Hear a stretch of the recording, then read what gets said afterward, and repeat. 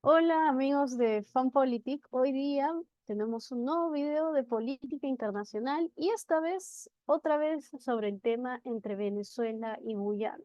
Pero esta vez, nuevos datos acerca de qué es lo que está pasando en el tema militar entre estos dos países, porque sabemos que esta noticia ahorita está medio, digamos que silenciosa en los medios de comunicación, pero a pesar de ello sí han habido ciertas acciones en el plano militar y en el plano diplomático.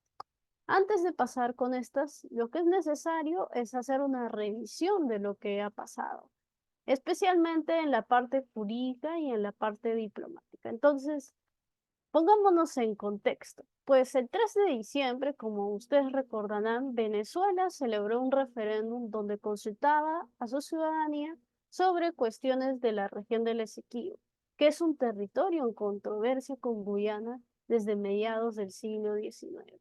Y esto se remonta a la etapa en donde Guyana era una colonia británica. En aquel momento, tanto el Reino Unido, que era la metrópoli, como Venezuela, reclamaban el territorio, reclamaban este territorio. Y en 1897, ¿qué es lo que pasó? Pues se estableció un tribunal arbitral para establecer la frontera entre ambos estados.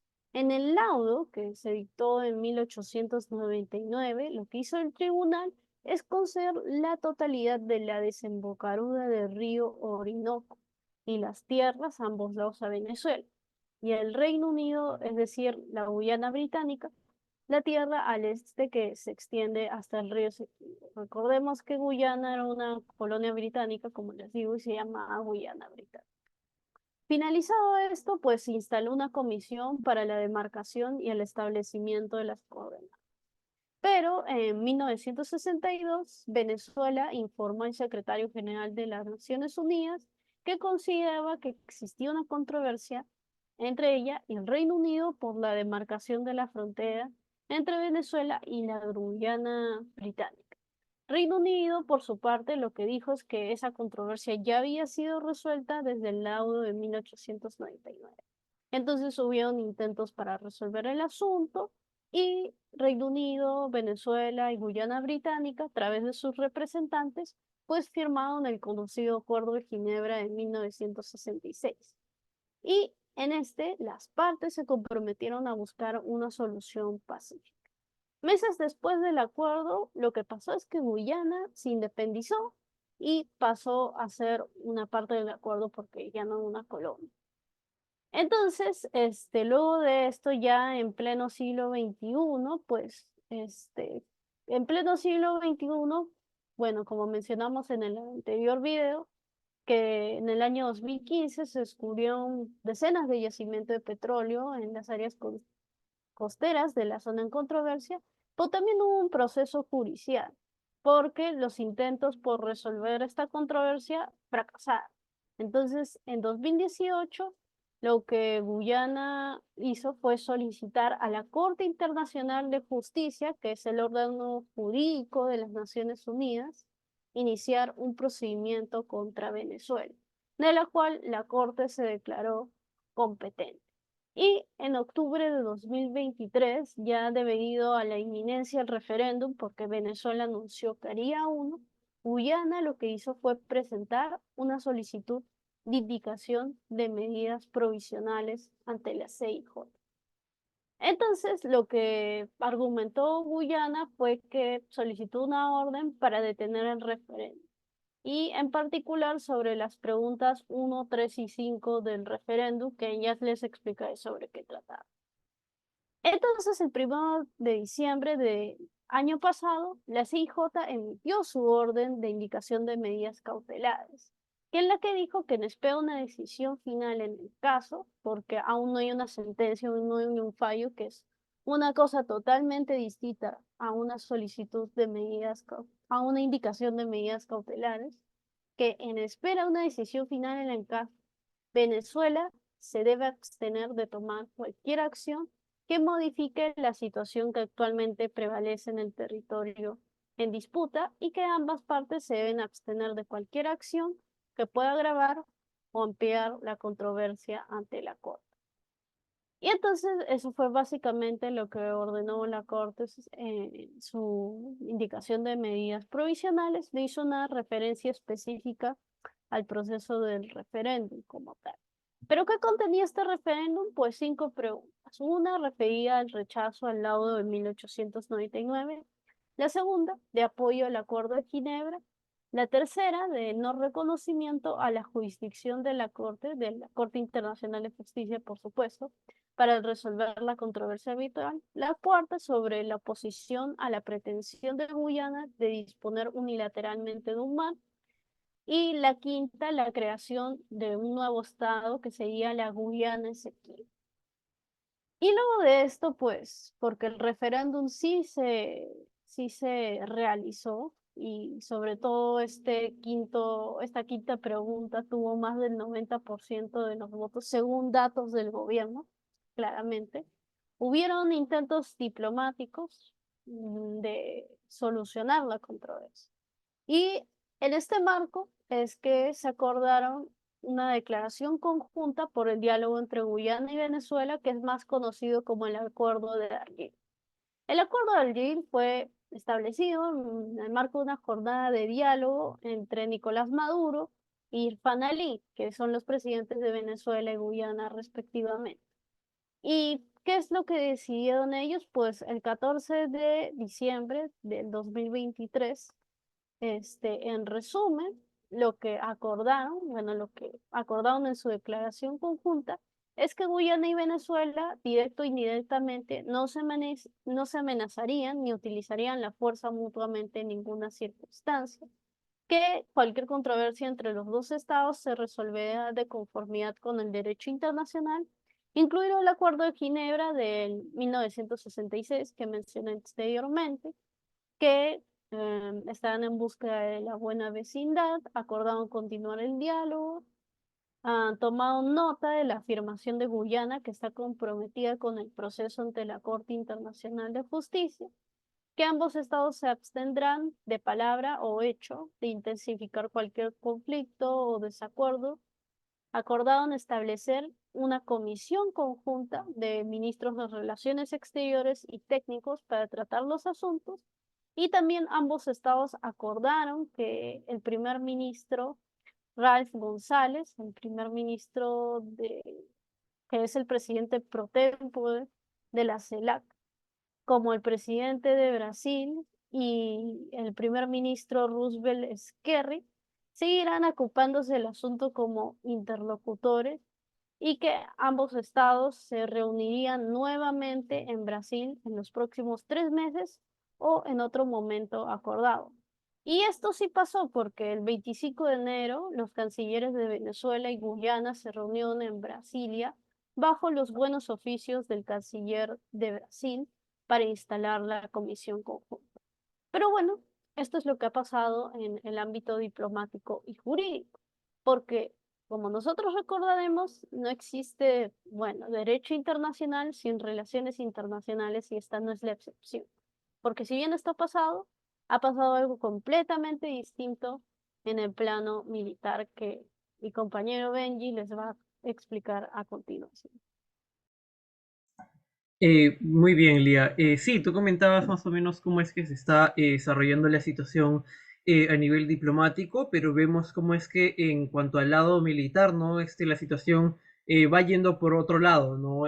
Vemos cómo Venezuela está fortaleciendo algunos puntos de su frontera, en específico en la isla de Anococo, ¿no? Vemos cómo es que en los últimos meses Venezuela ha ido llevando materiales de construcción, está construyendo algunos lugares en los cuales pueda almacenar sus tanques, carros de combate, pueda almacenar este combustible, ¿no? Y de alguna manera vemos como eso bueno, como eso de alguna manera está tensionando un poquito las relaciones, que si bien no se está mencionando en los medios de comunicación, pero de igual manera vemos cómo es que esta zona se está militarizando, ¿no? Ejemplo de eso es justamente esta imagen que estamos presentando en pantalla, ¿no? Aquí tenemos a la isla de Anococo en el 27 de octubre de 2023. Vemos cómo es que hay algunas construcciones más o menos a lo largo de este punto, ¿no? Vemos cómo es que hay algunas pequeñas construcciones que se están realizando. Sin embargo, ya en enero de 2024, ¿no? Que justamente aquí está nuestra siguiente imagen, ¿no?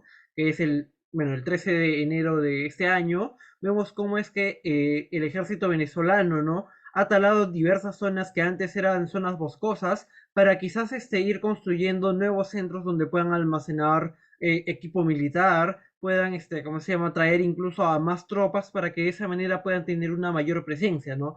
Ahora, ¿a qué se debe esto? Esto se debe principalmente a que no solamente el gobierno venezolano busca actuar de manera diplomática, sino también busca actuar de manera militar mediante, bueno, teniendo en cuenta un objetivo claro, que es el de persuadir a su contraparte, es decir, Guyana, para que también mire la fuerza que tiene Venezuela y de esa manera en las negociaciones diplomáticas los guyaneses puedan aceptar términos que a los venezolanos les son mucho más favorables.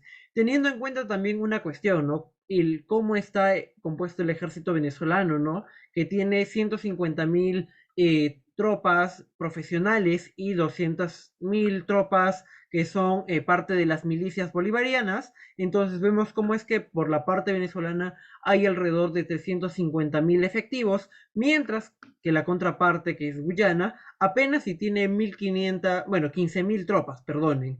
Entonces vemos a nivel comparativo cuál es el nivel de poder y quién tiene más poder. Comparativamente vemos cómo es que el ejército venezolano se impone frente al ejército de Guyana, ¿no? Y es justamente lo que Nicolás Maduro busca aprovechar mediante estas movidas militares, mediante la construcción de estos edificios, ¿no? Pero no solamente vemos cómo es que esto ha sucedido en Anococo, también tenemos otras imágenes de, por ejemplo, una parte más, ¿cómo se llama?, vinculada a una base militar dentro de la isla de Anococo, ¿no? Como era más o menos el 28 de julio de 2021, ¿no? Hay pocas construcciones como podemos observar dentro de esta zona.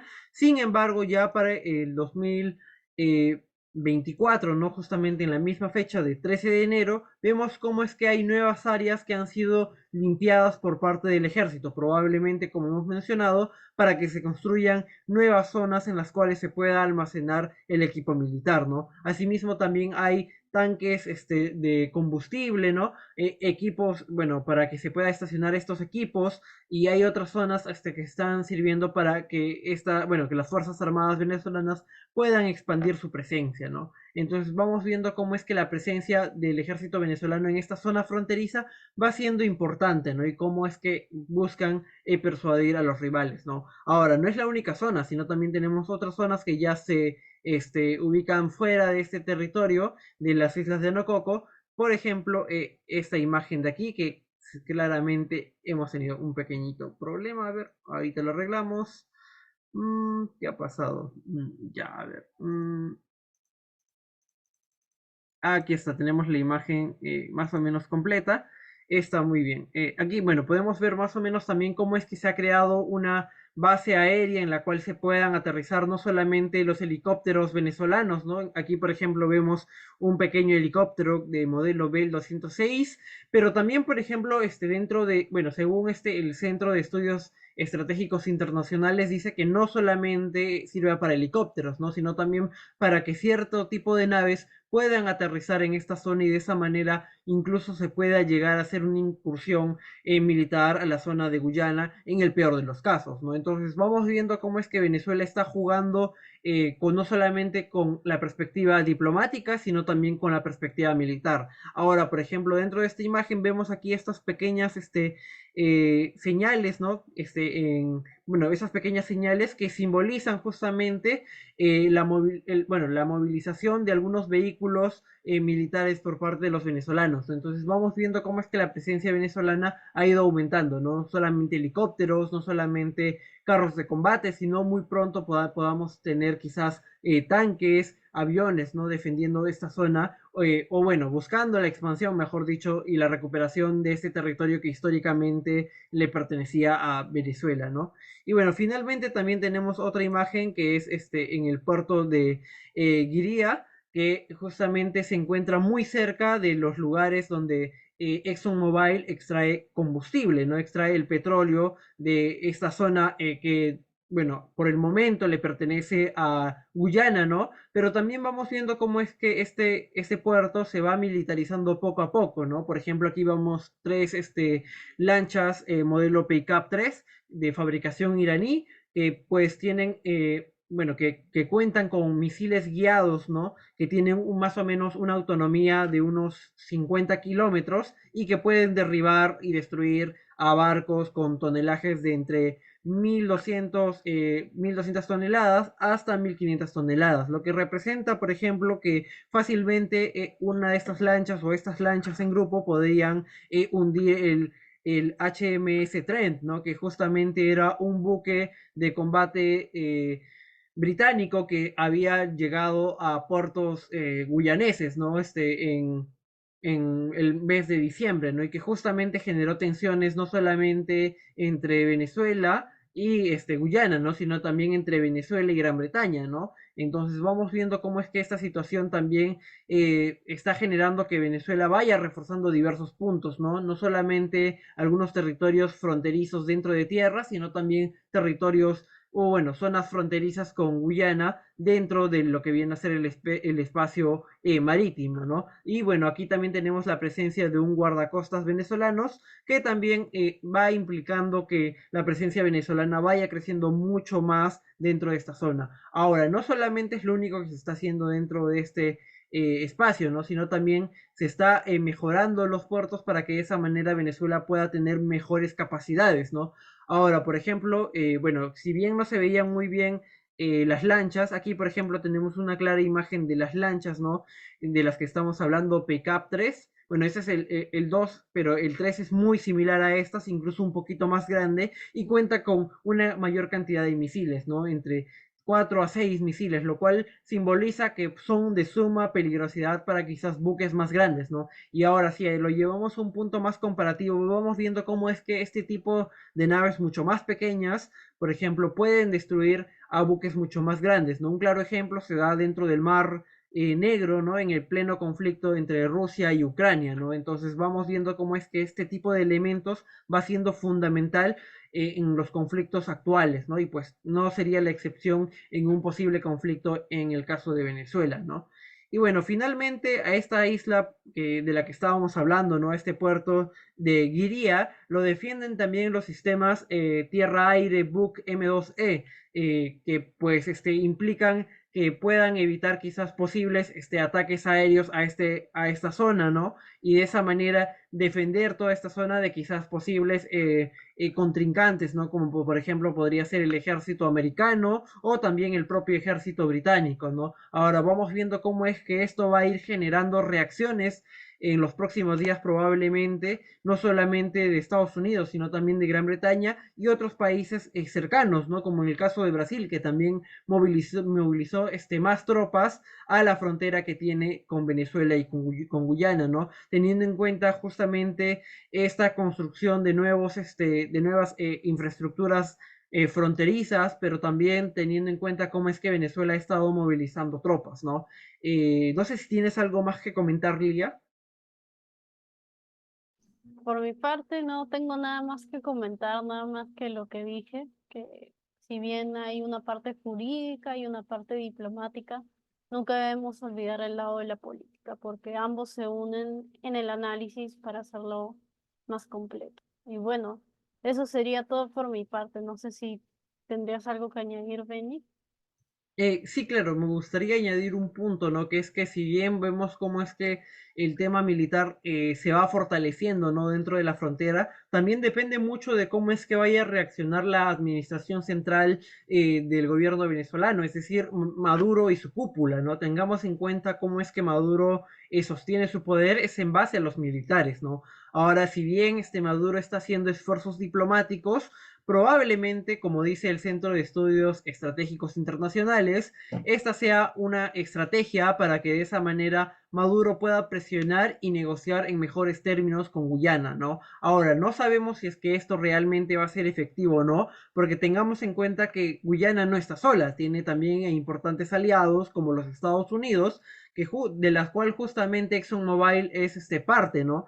y también tenemos a Gran Bretaña, ¿no? Que han dicho que van a defender de alguna manera a Guyana, ¿no? Entonces esta situación se va tensando y no sabemos cómo es que realmente va a finalizar, ¿no? Pero según vemos el contexto hasta el momento, vemos cómo es que probablemente Maduro vaya a utilizar esta vía diplomática y de presión. Sin embargo, hay que tener en cuenta también otros factores, que son los comandantes que se encuentran, bueno, los comandantes y generales que se encuentran en estas zonas fronterizas, ¿no? Que por lo general incluso podrían cometer algunos errores catastróficos que podrían incluir a Venezuela en un conflicto, ¿no? Entonces hay que estar expectantes a este tipo de situaciones, hay que estar expectante a cómo es que Venezuela va haciendo sus movimientos dentro de los próximos días, meses, ¿no? Para ver qué es lo que realmente sucede, ¿no? Y bueno, eso sería todo por mi parte y espero que este video les haya sido de su agrado, ¿no? Igualmente, suscríbanse y no olviden darle like y estén atentos que vamos a subir más videos de noticias internacionales para ustedes. Muchas gracias y hasta luego.